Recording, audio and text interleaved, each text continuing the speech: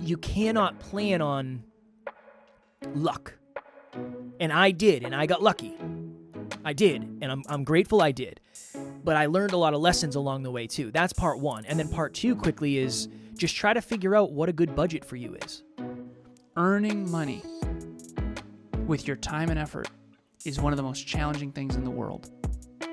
And I think that we're taught that it's not. And I just don't agree. If you want to earn capital, it takes time, it takes effort, it takes focus, it takes skills, it takes a lot. Next Level Nation, welcome back to another episode of Next Level University, where we help you level up your life, your love, your health, and your wealth. We hope you enjoyed yesterday's episode. What if what's best for you is what's best for everyone around you too? Hopefully you had a wonderful Thanksgiving, if that is what you celebrate. Today, for episode number 1530, happy Friday. I hope you have leftovers. An important perspective shift when it comes to money. So my goal in this episode is to keep it relatively simple and relatively high level. Maybe just a fundamental that I've seen over the last few years, really, because I didn't always understand this, and I am as guilty of this, more so probably, than most people. I was talking to a client recently, and this client makes a lot of money.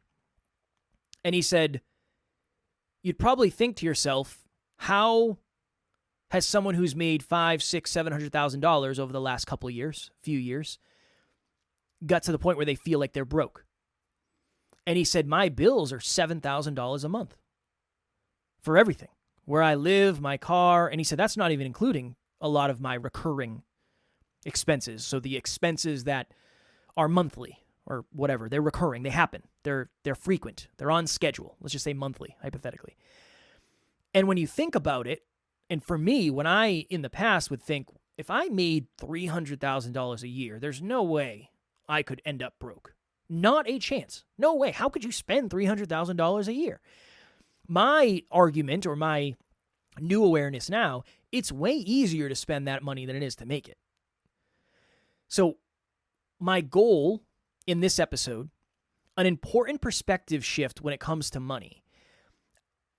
From what I've seen, and again, I don't want to blanket statement it, but I would say it's probably common that many of us get in trouble not from purchasing large things every so often. There's definitely people out there that do that. But it's most likely because our recurring expenses are increasing far faster than our recurring income. So let's just say this. This was my analogy that I used, or example that I used when Alan and I were talking about it. One of the things that I did in the past was the second I started making more money, I would go buy something more expensive. Now, here's the thing. It was never the $5,000 that I had to put down to buy the car. It was the $420 a month car payment that got me. Because here I am thinking, well, I'm making $15 an hour, so I'm making more money than I ever have, but I don't have that money. I'm just really relying on the fact that my recurring income, the money that I'm getting week to week, month to month, is going to stay where it is so I can actually afford this new monthly payment. So I just wanted to have a conversation around that. And I was trying to think of a simple example. Alan was talking about coins in the previous episode. But What'd you think? I enjoyed the coins. Yeah, I enjoyed the coin flipping bikes to motorcycles, hashtag flip life. I enjoyed that. That landed? Yeah, I think so. Nice. Whether you're watching or listening, you'll have a better idea than I did. For me, it landed. It made sense to me. Nice. I was trying to think about this because I've been thinking of this episode for the last 4 days, because we came up with it earlier this week. And I was thinking, if you have, let's just say you have 10 coins. Okay, you have 10 coins. With you so far. And you're making 15 coins. So you have 10 coins in your bank account. You're making 15 coins a week, but you're spending 15 coins a week. In theory, you're going to stay at 10 coins in your bank account. You're not going to make any money. You're not going to spend any money. If we add 5 coins to your income, but we keep it the same amount, you're not spending any more. You're going to save 5 coins a week. If we add 5 coins to how much you're spending, but we keep your income the same, you're going to spend You're going to lose 5 coins a week. So in a couple of weeks, you're going to have $0 because you're going to burn through your 10. This is my ultimate thought. And then you're going to be in debt. So by the end of the month, you actually would be 10 coins in debt. Yeah, then you're going to be in debt, and that's not a good place to be. Because you had 10 coins. So you had 10 coins. You were making Professor 15 Jeff. coins a week, but you're spending 20 coins a week. Yes. Okay. So you're losing 5 coins a week for 4 weeks. So by the end of the month, you're actually 10 coins in debt now. Yeah. And they let you go by That's what 0. happens. They let you fly right by 0. I mean, They let you fly by 0. You can dig a deep hole. Definitely. This was really my thought when that I really want to land. Again, I'm not saying this from an ego place, but I think it's a really good lesson. Alan and I got a new car. I got a new car. It only cost me $5,000 down. Right? It's not that $5,000. I mean, for a lot of people, when you go buy a car, if you're buying a new car, you're probably going to put $5,000 down, $3,000 to $5,000, maybe more, $5,000. If you buy in cash, I have a client who just bought a. Oh no, I think she leased. Anyways, continue. That $5,000 you're probably going to spend regardless, depending on what you're buying. It's the $750 a month car payment that adds up. And the increased insurance. And the increase in insurance. And the increase in gas from the nicer car. Yeah. And the excise tax. All of it. And the registration.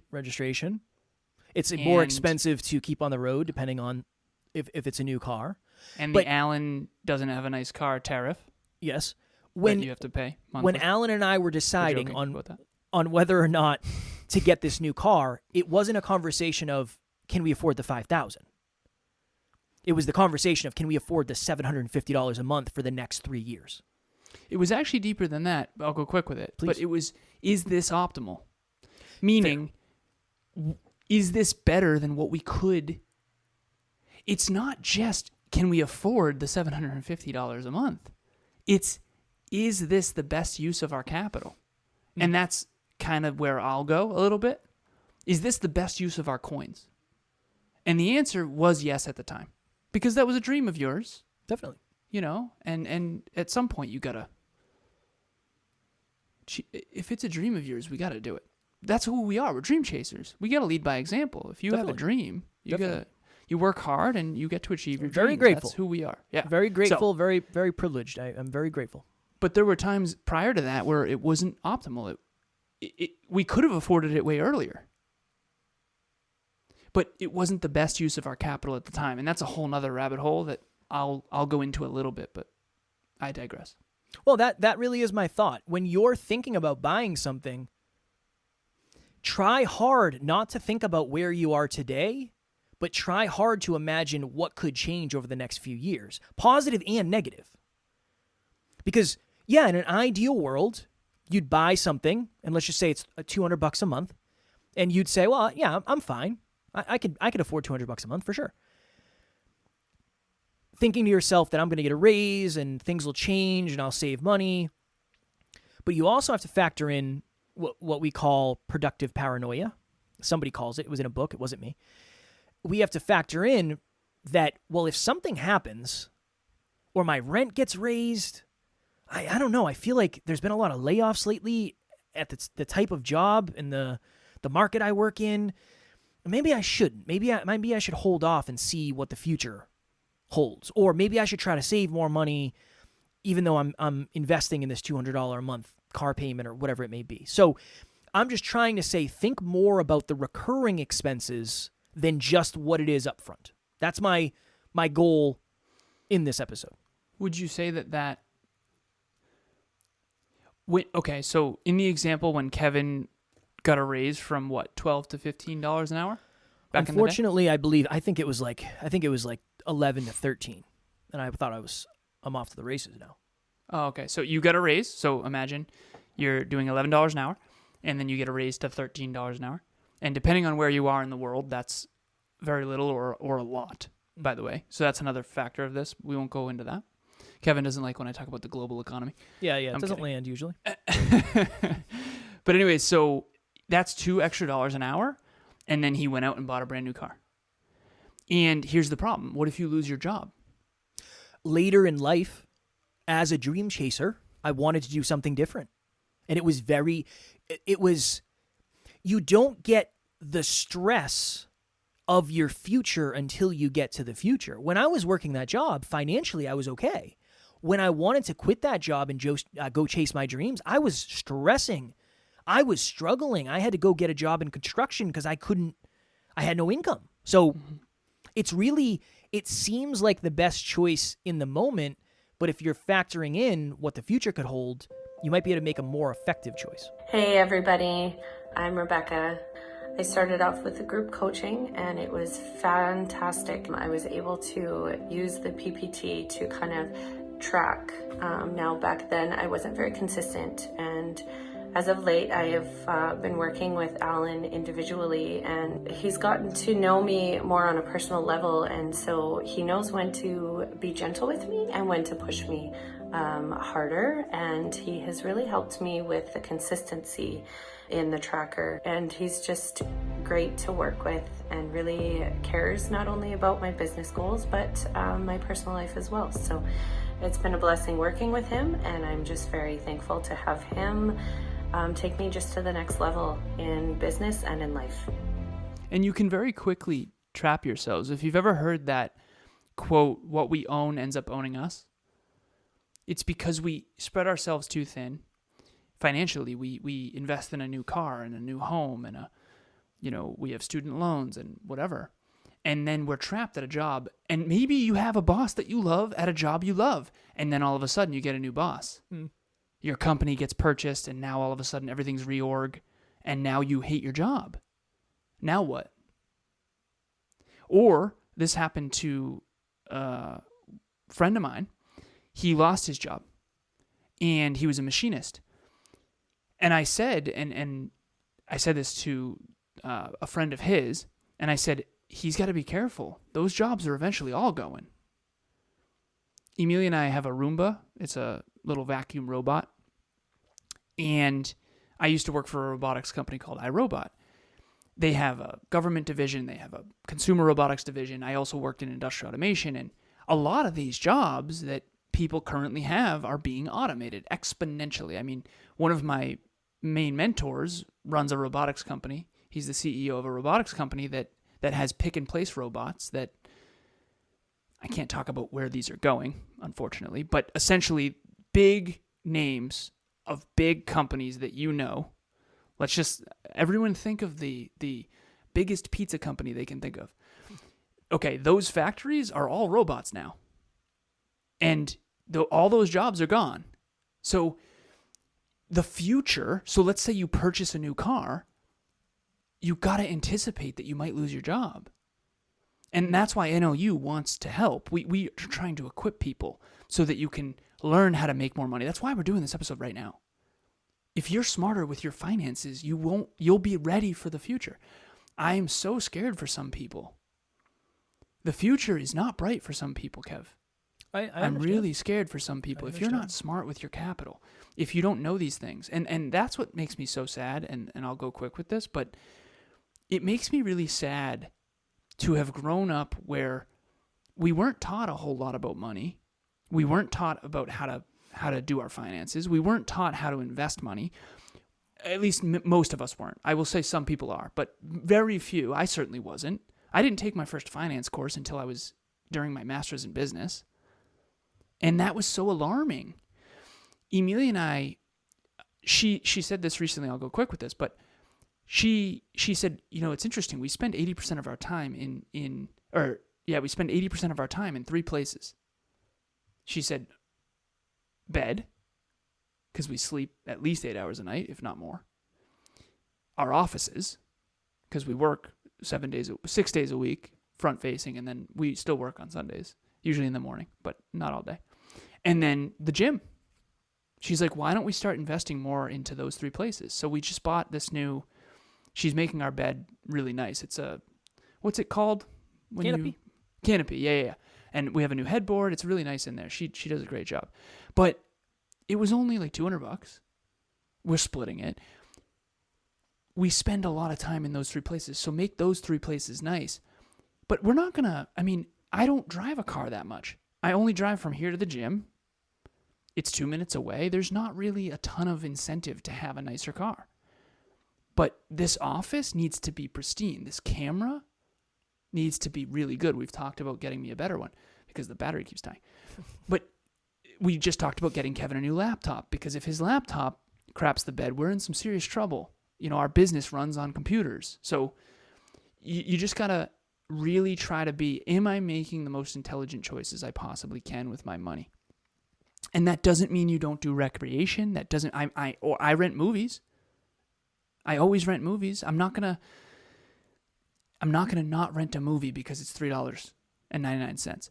I don't do a lot for fun. Movies is my jam. I love movies.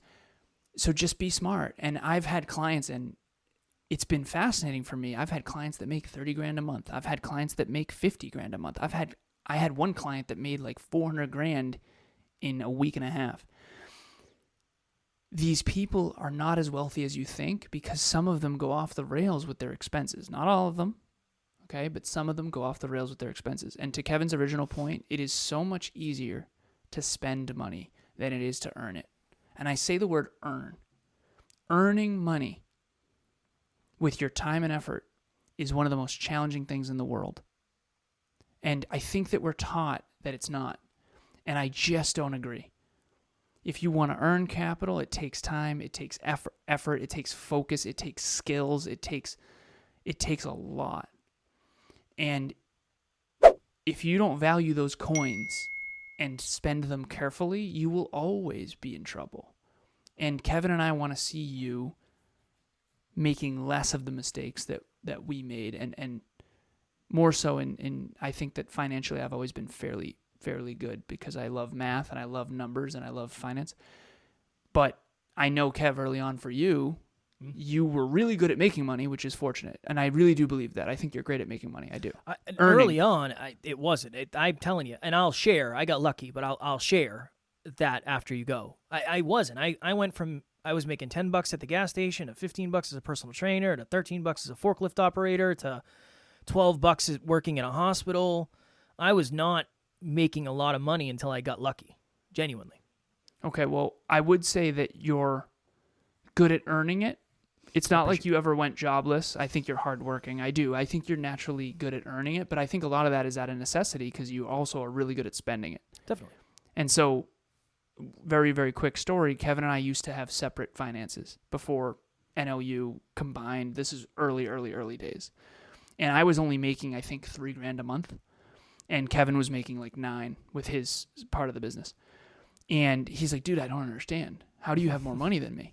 I said, my expenses are way lower. I mean, you make $9,000 and you're spending $8.5. Yeah, you're spending $9,000. I'm making $3,000, spending $2,000. So I'm actually in the green here. It's not what you earn, it's what you spend. That is the most important fundamental principle to give you, is just be more intelligent with your coins. It's a really good way to look at it. I know it sounds overly simplistic, but yeah, what you spend is more important than what you earn. Because you can influence what you spend, I would say, easier and quicker and more often. I mean, how many raises are you really going to get in a year? And the raises aren't great. I mean, I know. Emilia's old company, we had to go through and figure out, like, why? What is the... And that's actually a really good company. And the raise, even on the max, was what, 7%? Something like that? And that's the max. So, yeah, it's tough out there. Just stay humble. Stay humble. We got to go in 4 minutes because I have a coaching call right after this. Speaking of money, making money. This is what I wanted to share. Yes, I got a job where I made 6 figures, but if I didn't get that job, I was going to be jeffed. I would have found a way, but I would have struggled a lot more because my bills, I had a $400 a month car payment. I had credit cards. So in a way, I got lucky. I didn't plan to get that job. And that taught me a lot about money and of making more money and how fast you can spend money. So you cannot plan on luck. And I did, and I got lucky. I did, and I'm grateful I did. But I learned a lot of lessons along the way too. That's part one. And then part two quickly is just try to figure out what a good budget for you is. Even Alan and I, we don't have a budget where we say we're only going to spend a certain amount a month, but we have an agreement intuitively that, well, and if Alan's ordering out 3 times a week, I'm going to order out. So I'll just share this publicly. I do have to go in 2 minutes. I have 2 minutes. I've become CFO. I'll go real fast. I've become CFO. Kevin's CSO now, so Chief Sales Officer, Chief Financial Officer, and I'm CEO/CFO. And I've been really impressed. You've done really good. I was talking to Emilia about that the other night. I've been siphoning money quietly from the business in various ways. I appreciate it. I have been pleasantly impressed. You're very different than you used to be. And here's the thing. Last thing, I promise before we go. Keep saying that. My recurring expenses are higher than Alan's. As a human, the car is more. Mm-hmm. So one of the things I'm trying not to do is spend more money manually when I know there's a lot of money coming out from recurring expenses, going back to what we talked about. Okay, we got to go. Tomorrow for episode number 1531, one question to ask yourself before you start a vulnerable conversation. We did a meetup on this recently, and I figured we could probably pull some golden nuggets from the meetup to share with the whole community. So we will do that tomorrow. As always, we love you. We appreciate you. Grateful for each and every one of you. And at NLU, we don't have fans. We have family. We will talk to you all tomorrow. Always be intelligent with your money. Next Level Nation.